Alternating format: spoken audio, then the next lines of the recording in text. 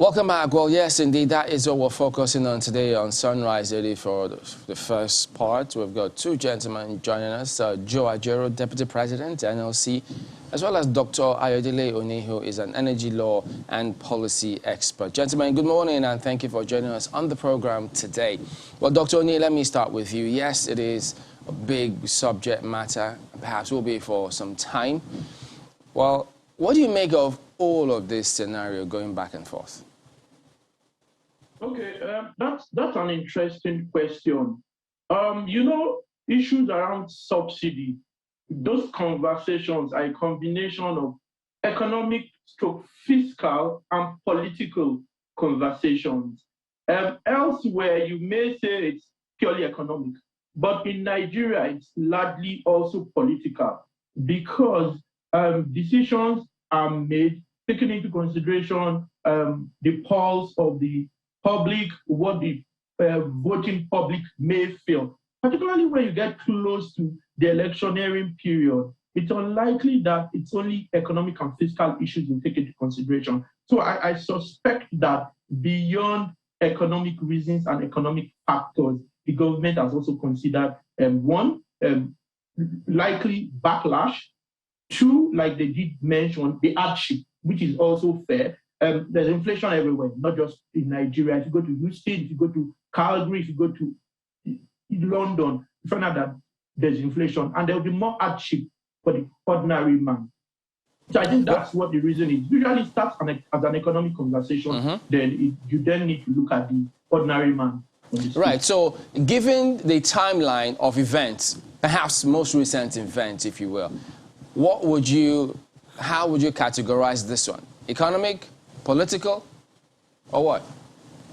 It started as a fiscal / economic conversation, and I think personally it then went political, because I think the conversation would have ended differently if this was the first year of the administration, for example.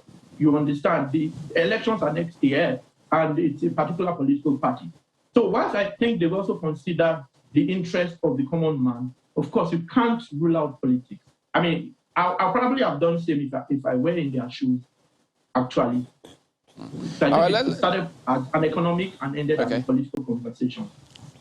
Right, let's get across to Mr. Ajero on this matter. Well, we'll try and get him back. But I think he's back now. You know how some of these things can fluctuate, and you think you haven't, then you don't, but now you do. Now we do, actually. Good morning, Mr. Ajero. Thank you for joining us, and I hope you can hear us at the moment. Mr. Ajero, are you there? Okay, so would you say Labour has gotten its wish? Yeah, I think Labour has gotten its wish, largely. I mean, that's what Labour always wanted. Labour wanted it to remain as it is currently, but they've got good reasons for that. I think I'll leave it at that. I can't state some of the reasons if you would like, but yes, I think they have gotten their wish, at least for now. We'll explore that a little further, Dr. Oni, but let's switch to Comrade Ajero now. Comrade Ajero, are you there?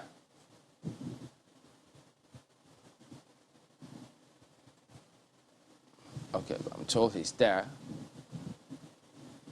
Okay, well, that is not coming through as of yet. We'll have his images, but not the sound.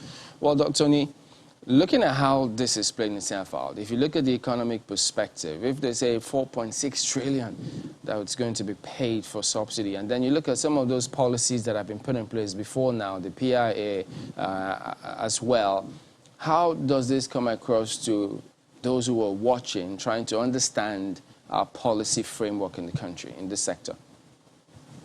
They would say, I've heard someone say it's fiscal rascality.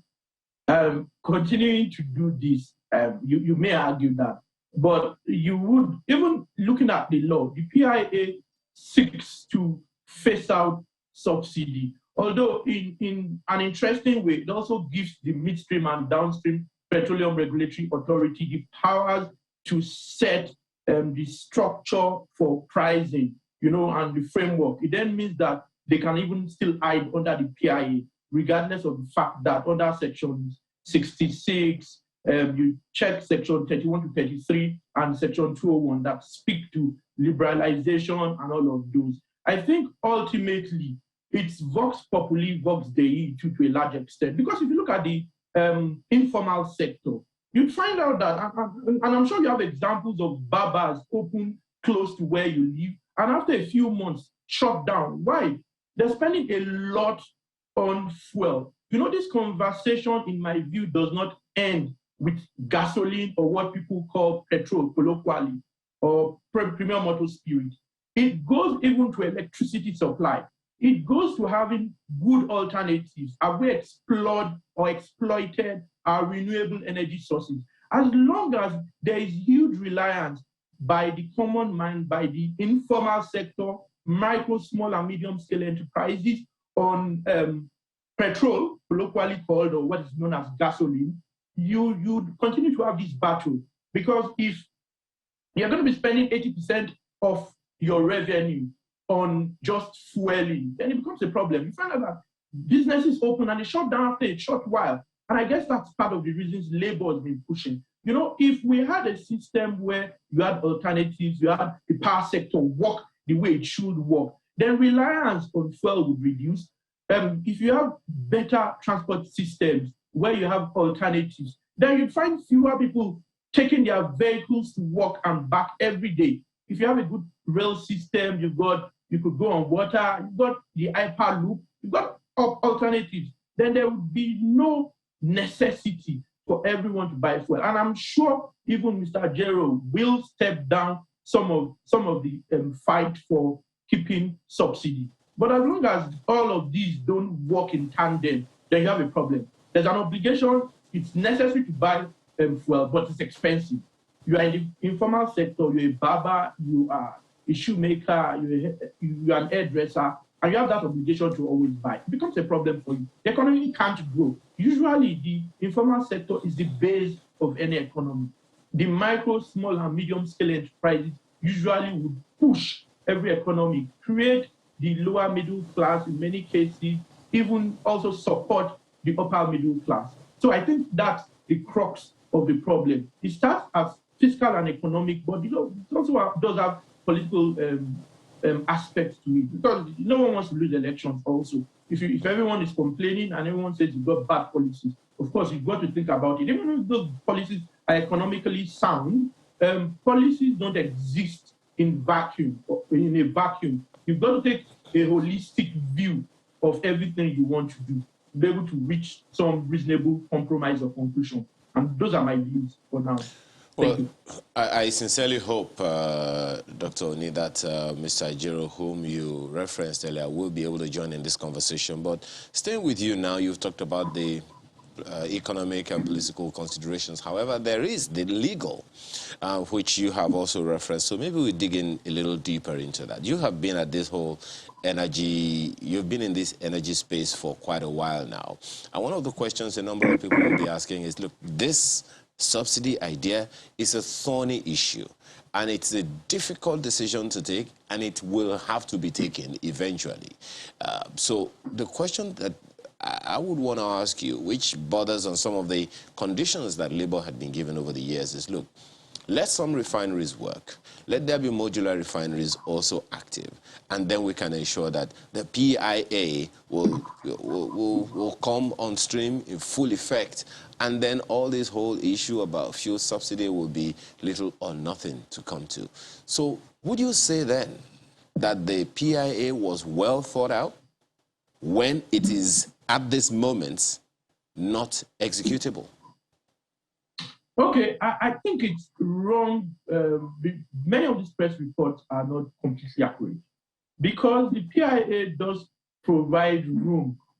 If you look at sections 31, 32, and 33 in particular, it does give the authority some powers to create a tariff system or framework. So whilst it says liberalize, privatize, if it in some ways talks about emergency situations, and then says that the authority does have the leeway, then you begin to ask yourself that question, whether it's an absolute situation. That's one.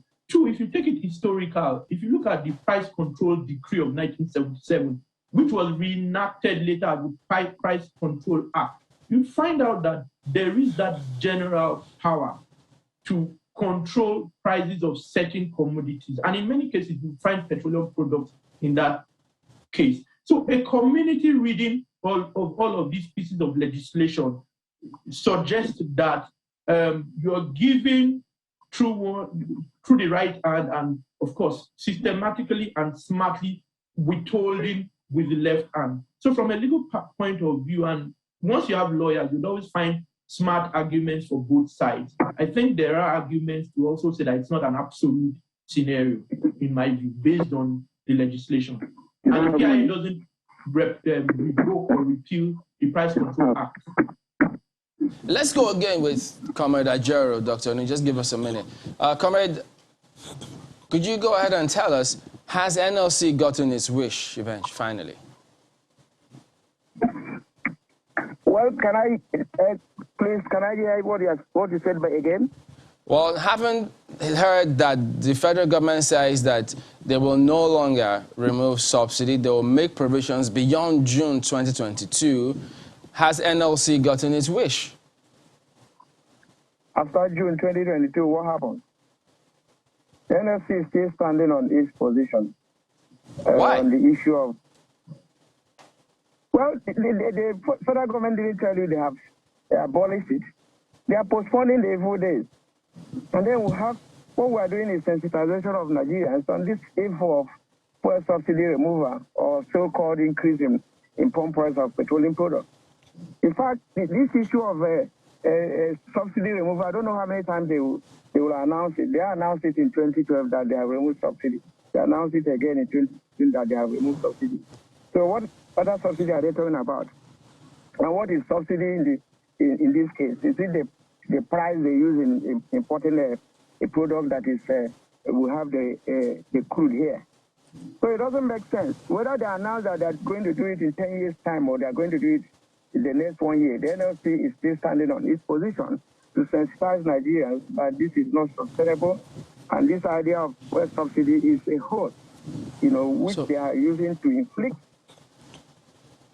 Using to inflict pain, Nigerians. Is NLC... So plan rally... Yes, please. I was going to talk about that. Are you still going on with the planned rally, and when? 27th of January 2022.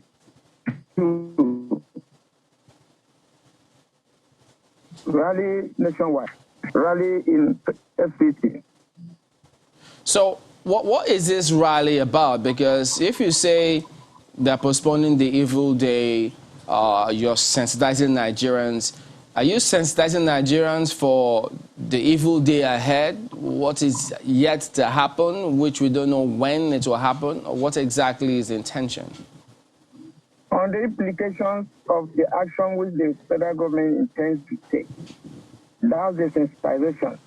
And then putting our foot soldiers, at alert. The sensitization is to put them at alert on any eventual, action on this issue of increase in pump price of petroleum products from the current price to almost 300 and something naira per liter. So those are issues.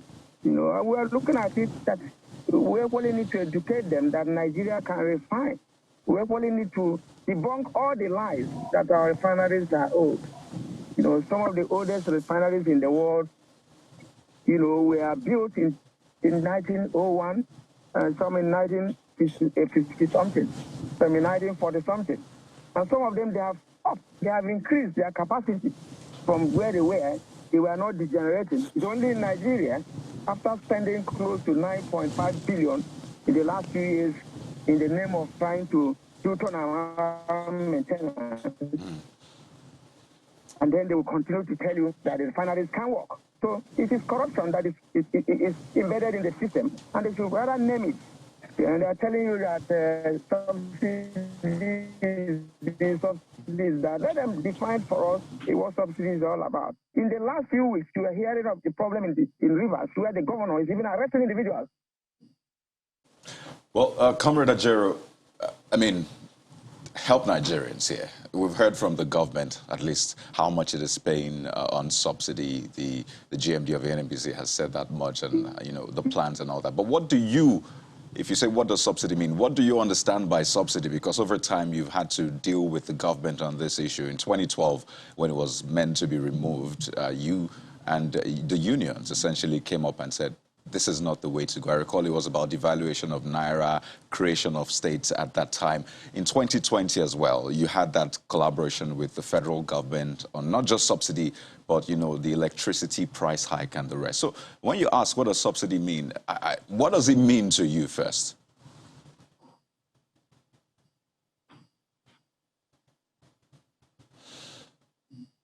Comrade Ajero, if you're there, can you signify? Okay, it looked like this was always going to happen. We understand that he's on the road, actually, so we just tried to squeeze out that time. But we'll try to reconnect with Comrade Ajero to get at least what Labour thinks subsidy is, because at this point it appears as though subsidy might mean something else to Labour and something else to government, but still, the definition is still the same. But Dr. Oni, let me come to you. And ask, can there be different definitions of subsidy? Because Comrade Ajero is asking, what does subsidy mean? Okay, it does have a really valid point. Now, his question is that you say you've removed subsidy a few times. Then what do you currently have? I think the issue is you've just had a flip-flop. There's the determination to remove subsidy, and then for other considerations, some very legitimate, others you may ask further questions. There's that reversal. So it's always been a flip-flop. I think that's the problem. And there's always been policy statements that has been removed or it will be removed. So I think it's got a reasonably legitimate question that what then is subsidy. But I mean, the understanding has always been that there's a difference between the landing cost, so to speak, the total cost, shipping, refinery cost, and all of that. Remember, crude is an international commodity. And then when you get to Nigeria, that price, consumers are then told not to pay that price, but a lesser amount. And someone has to pay the difference for the business people to remain in business. No one wants to do a business at a loss. So someone then needs to pay the difference. So I think it's got a legitimate question. The government says they've removed it a few times, then what exactly still does exist? But if you also look at it from a practical point of view, and if you look at it from the budget and what the information we do get and data from time to time, you see all sorts. For example, the education budget last year was 1.09 trillion. That's if you added the TED fund. It was actually about 771.5 billion. And I understand the subsidy was almost double that, even for health. Even for this year, if it's going to be 4.6 trillion, that means it's going to be double what we would be spending on education or what we would be spending on health. So it's a challenge if everyone can reach some form of compromise. And like you stated, if the refineries don't work, then it becomes a problem. A number of things probably need to occur before you factually take away subsidy. If our refineries don't work at full capacity, you have the capacity to refine, you then have to take it abroad, spend cost bringing it in. It's understandable when people raise some of these questions. And I think the question is quite valid. I mean, I have a slightly different view around some of the issues, like well, subsidy. But yes. Dr. Oni, it appears as though both of you seem to be saying that government has been insincere in its messaging on subsidy. So you say subsidy is about to be removed, but then it becomes under recoveries, and we're still paying anyway. But just before I toss this to Abuja, Mr. Ajero, as well as Labour overall, are against price rise, the price of petrol. But help us understand, if this condition of fixing the refineries is met and we refine in-house, will that reduce the price of a litre of petrol or increase it? And it's simple.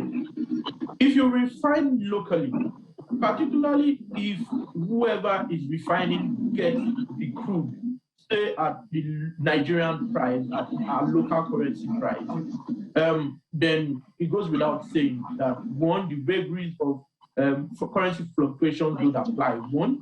Secondly, you remove the cost of shipping, haulage, insurance, all of these contribute to the landing cost of petroleum products. Government has tried to work around some of these through the direct sale, direct purchase arrangement, but you still need to factor all of these into consideration. So it should, once you've got the right policies and implementation isn't the problem. Yeah, and recall that government does now have some interest in even the Dangote refinery. I think it's about 20%, if I'm not mistaken. So that you could always walk around that and determine that that quantity would at least be at Naira. So I think all of those, when put together, I don't think the modular refineries can do much as far as PMS is concerned, because many of them, from a cost-benefit analysis point of view, do not have hydro skimming capacity such that they cannot produce PMS. But for the larger plants, the larger refineries, the 4 refineries, if revamped, and the Dangote and the number of those, yeah, I think it should be lesser. It will probably fluctuate. Let me take this to to Comrade Ajero, pardon me.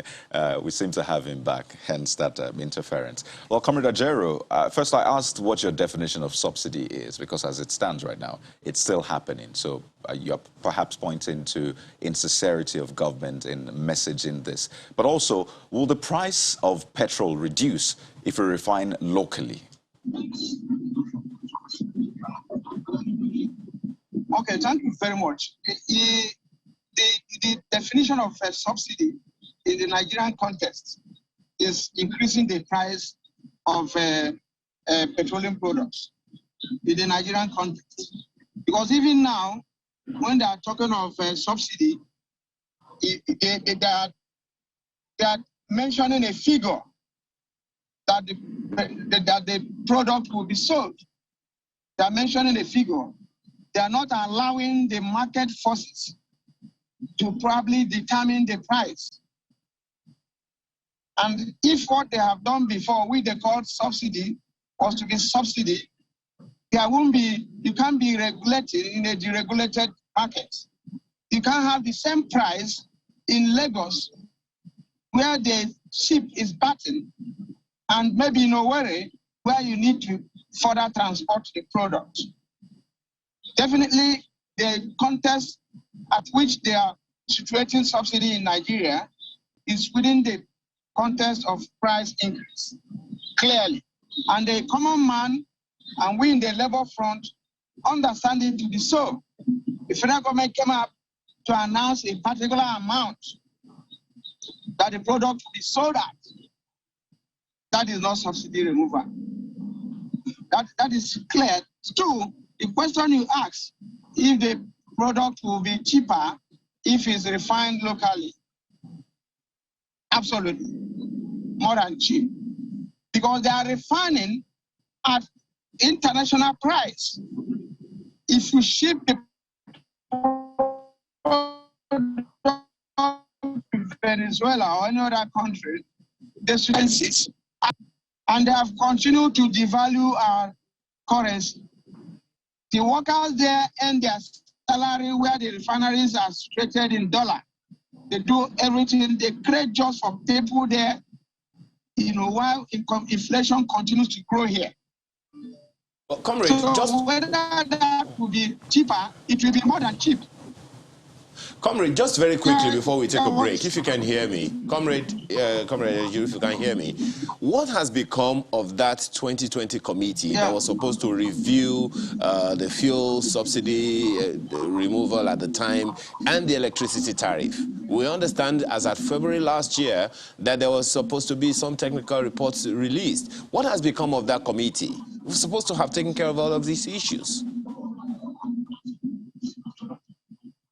Yeah, I was a member of that committee, and the committee came up with a report. Labour had their own position, fix the refineries, and then do whatever you want to do.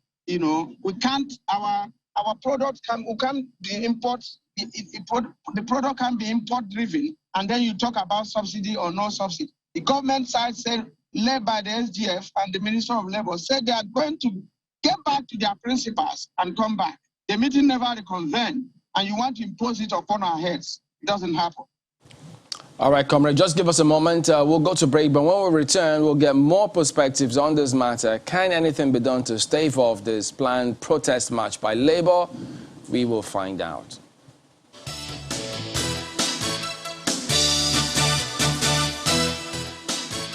Welcome back to Sunrise Daily. We'll still have Dr. Ayodele Oni, energy law and policy expert, as well as Comrade Joe Ajero, Deputy President of the Nigeria Labour Congress. Comrade, let me ask you. Well, the government, the Senate, President of the Senate did say last time out that there is no need for Labour to embark on any strike or protest march concerning fuel subsidy. In consideration of that perspective of theirs, do you think, or what is it that Labour or government needs to do to ensure that Labour doesn't embark on this protest? Well, the issue of protest all over the world is a democratic process at which people express, themselves. And that is exactly what Labour is about to do. The issue of strike has not come to the table as at now, since they have not equally announced the price increase. But the issue of a protest happens everywhere in the country on a whole lot of issues. It's equally to drive home the need for government to, stick to their own part of the bargain. But this is not the first time. In 2012, all those issues about fixing the refineries, all those decisions were taken, and there were promises. 2016, the same thing. And then government should equally look at it and then look at further implication of even where the minimum wage is today. Most of the governors can't even pay the 30,000 minimum wage. I'm not aware of any house now that doesn't go up to 10,000 or more on electricity tariff alone. And then they are and still maintain their pass my neighbor generator. It then means, if they continue with that, I pass my neighbor generator, and they are buying fuel at over 300 naira, and for them to buy 5 liters, on daily basis, it then means their little earning will enter on energy costs. So, comrade, this is not just about fuel subsidy. This protest is an opportunity for Labour to remind government of the promises they made about the minimum wage and then the previous agreement about subsidy. Exactly. Not sending the signal. That's all. And there is a one-day rally. So it's not a strike for anybody to panic that it's going to affect the economic activities, production and all that. No, one-day rally. So after the one-day rally, what next? Then we now wait for them. For either that June or whatever, when they will announce the eventual, or when they will just announce it without telling anybody. Because in the case of tariff, they have had to increase tariff without telling anybody. So they have the capacity, to stay another thing and do another thing, or to surprise us. So we don't want to be taken unawares. Even though they've said that there will be provisions for fuel subsidy beyond June 2022. And thereafter, that's the issue. So, comrade, when is a perfect time to remove subsidy, really? Will there ever be a perfect time for you? I've also suggested the fact that there's subsidy. That's the question we have been asking. Why will you be subsidizing? Why will you tell us that subsidy is the money you use to carry, to ship the crude from Nigeria to maybe a nearby country?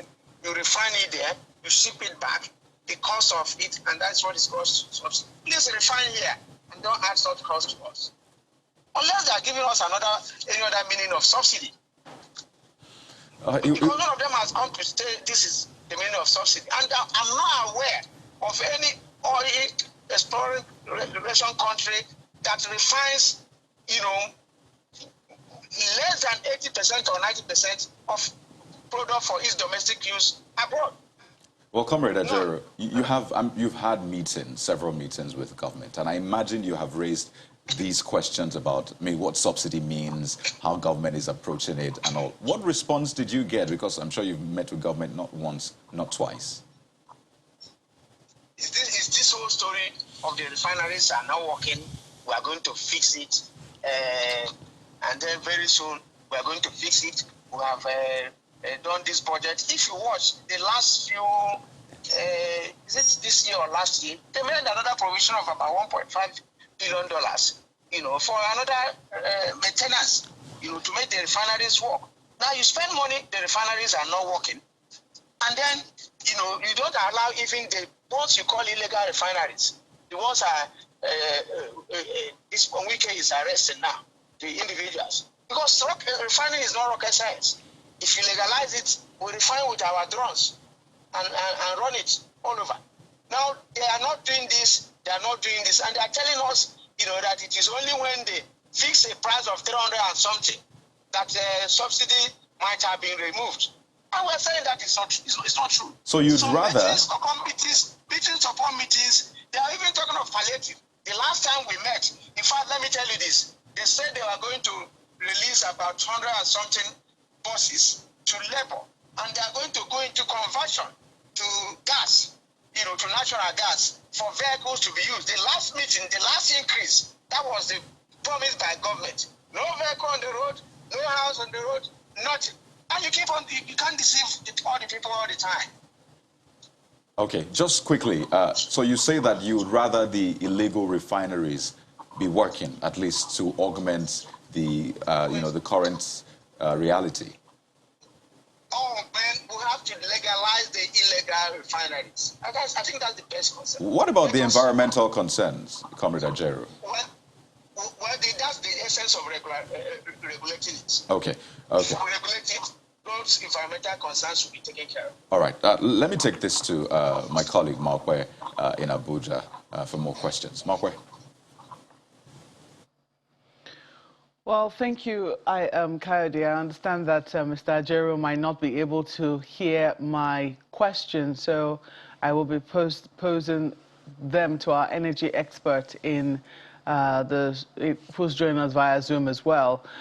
So I'm wondering, this conversation between Labour and the federal government has gone on for a while, and it would seem that it is out of fear, and you can comment on that if you want to, that the federal government has taken this decision.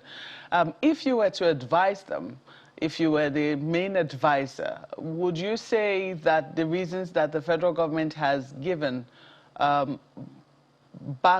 backing their decision to backtrack is valid? Yeah, I think those reasons are valid, to be honest. Maybe I would have a different view if I was just making it purely an economic conversation, because the numbers are there. It's clear that it's not sustainable, particularly in the mid to long term.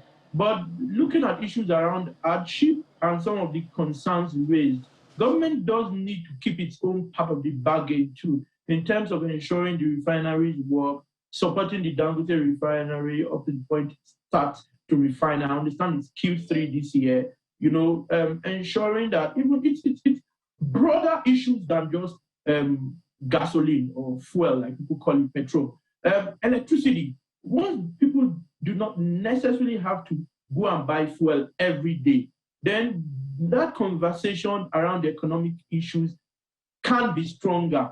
But I think that it will cost more at cheap. Recall, and I'm sure you probably have bought fuel this week already for your generator. Of course, except you live in an estate where there's fuel your generator. You need to do that. Imagine someone who then has to use a much smaller gen, earns very little, and is spending so much on fuel. So those are considerations that are fair and reasonable.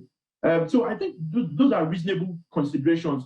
Might go beyond fear or any of those, but might just be really caring about the less privileged. And considering the statistics, that Nigeria has got the largest number of miserably poor people, I think it's not necessarily a bad idea.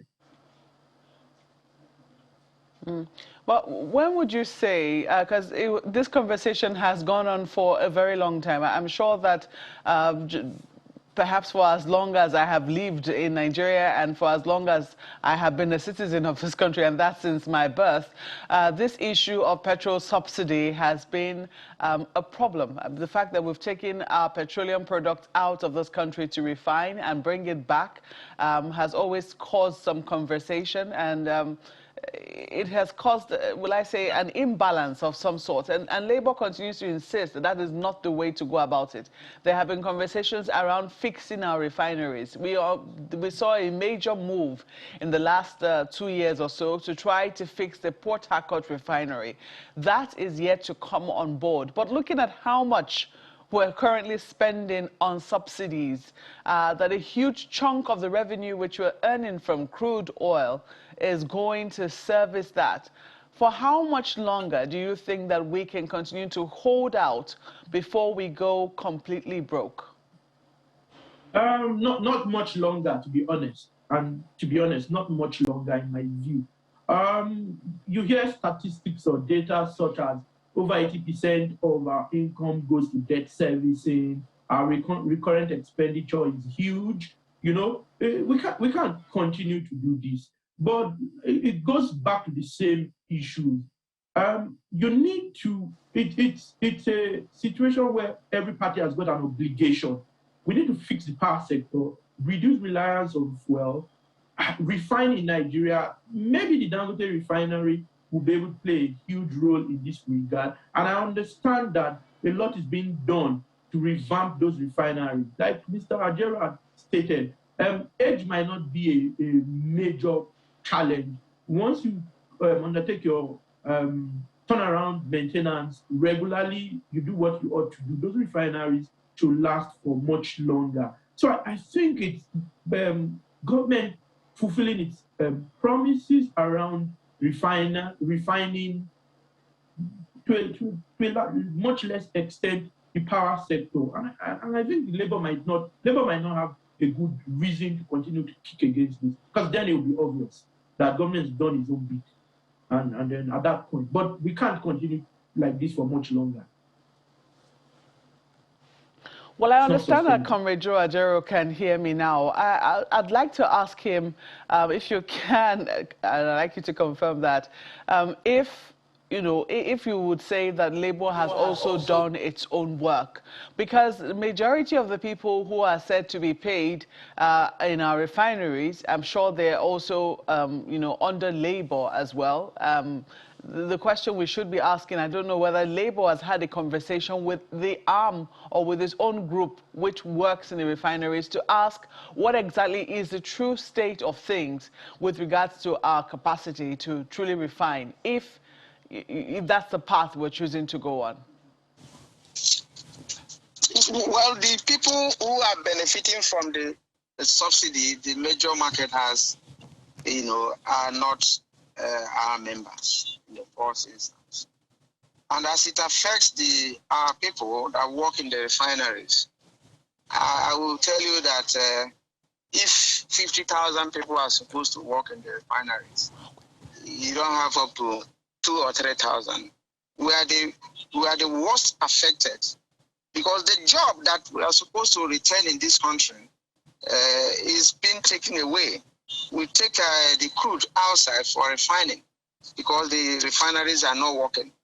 And refineries all over the world are such that they have been increasing their capacity. Refineries that were producing maybe 4,000 barrels before are now producing about 60,000 barrels. And Nigeria has not been able to do that. So our members in the refineries have equally informed us that our refineries are relatively young compared with refineries, the oldest refineries in Kuwait, the oldest refinery in India, some of them in 1901, they are still increasing their capacity up to this moment. And now, when you see a collapse of leadership, and then totally, either in fixing refineries, either in fixing roads, either in school, either in terms of minimum wage, and I'm not talking of something that started today for a very long time, and it led to some level of decadence. What you see is this level of agitation for survival. And that's what we are faced with as of today. None of the refineries have been maintained. None of the refineries, they have not increased the capacity of any refinery. They have not equally built new ones. They just kind of kill them so that the importation business will continue. And we're saying enough is enough. If the refineries are working, then you can talk about, you won't tell us about subsidy or no subsidy. If you now want to import, it's at your own leisure. So that is the position of Labour.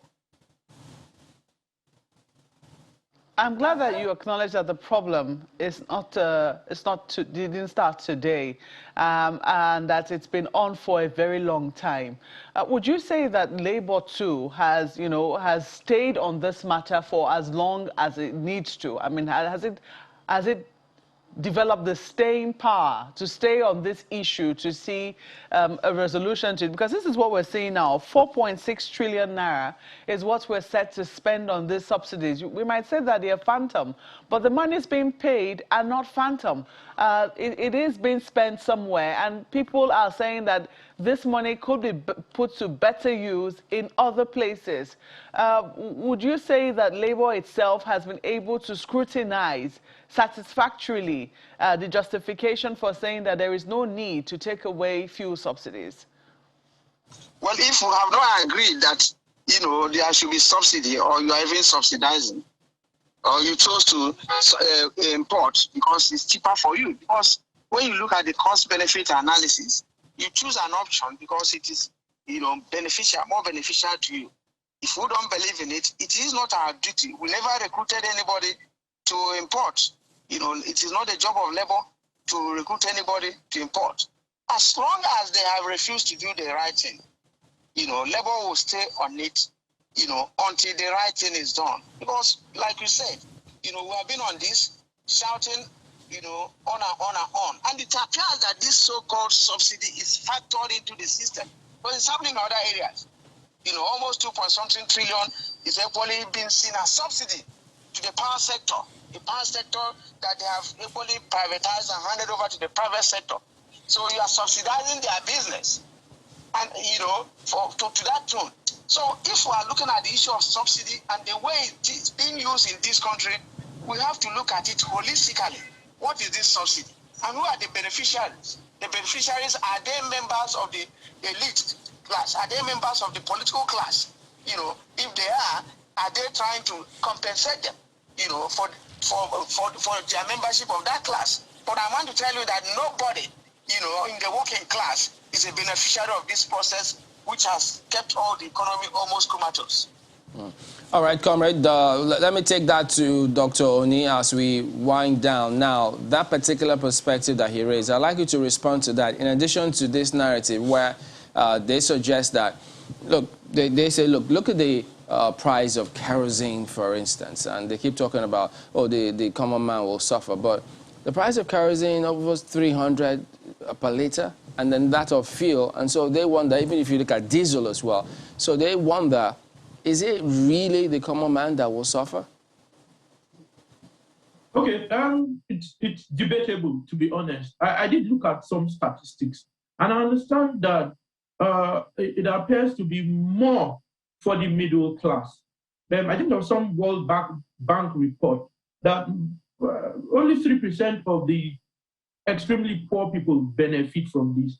Reason being that if you look at kerosene, which is used mostly by the poor and less privileged, it's been deregulated, the pricing is not controlled. That's the case in versus petrol.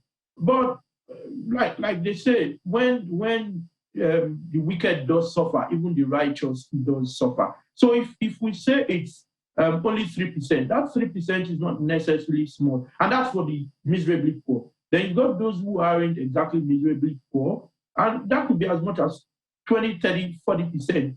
So yeah, it could well be that the middle class does benefit more, but of course, you also have the those who are not within that class also benefiting. Because otherwise, you wouldn't even be able to sell I pass my neighbor. That I think to that extent it does affect everyone. But yes, it may be that the middle class does benefit more. So how is it that that narrative subsists that the middle class does benefit more? Because if you check the tax bracket, they are more in that tax bracket as well. Okay, so it will depend on how you look at it. Do you speak also to the receipt of those funds? Recall that the marketers get a subsidy payment.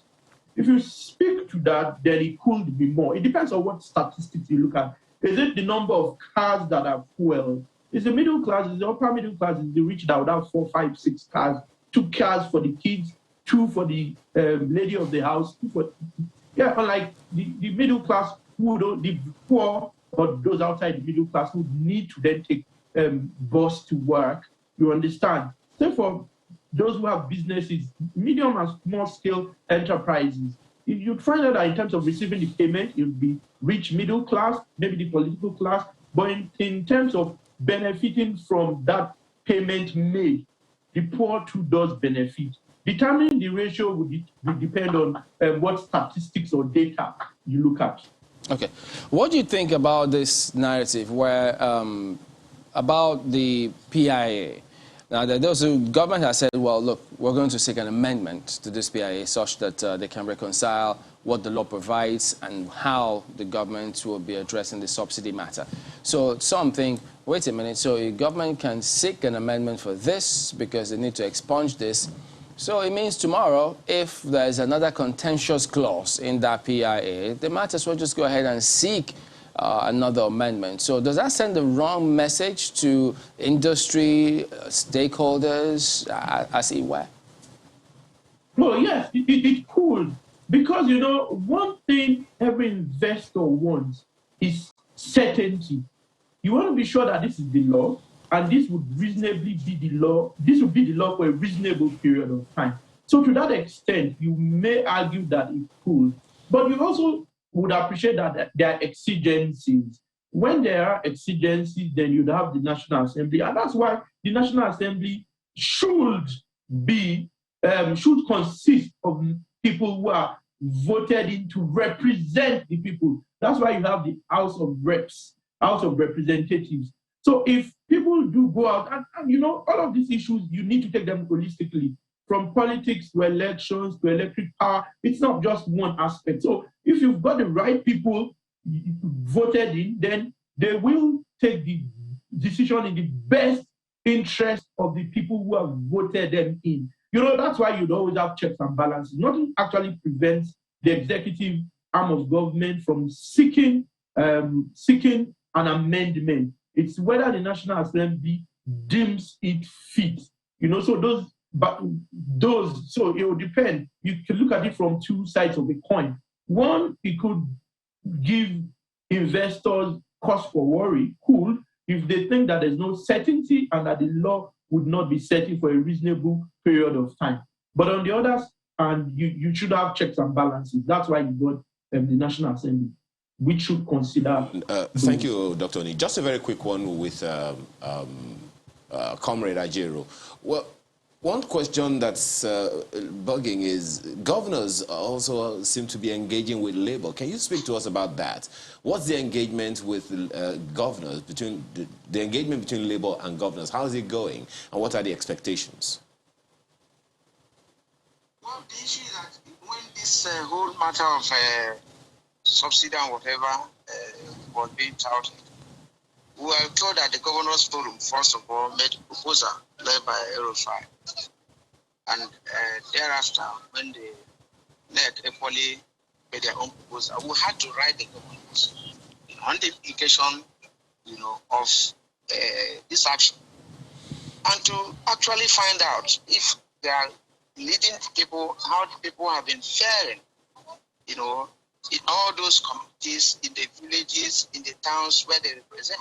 Okay. How they are buying fuel at this cost, how their salaries are being paid, whether somebody on 30,000 naira minimum wage, most of the time not even paid, you know. Quickly, comrade, we need to take a break, comrade. Is there engagement between labor and governors as at this moment? It's there to happen. Okay. Okay. All right, thank you very much indeed, Comrade Joe Ajero, Deputy President of NLC, as well as Dr. Ayodele Oni, who is an energy law and policy expert. Thank you, gentlemen, for talking to us this morning. Thank you very much for having us.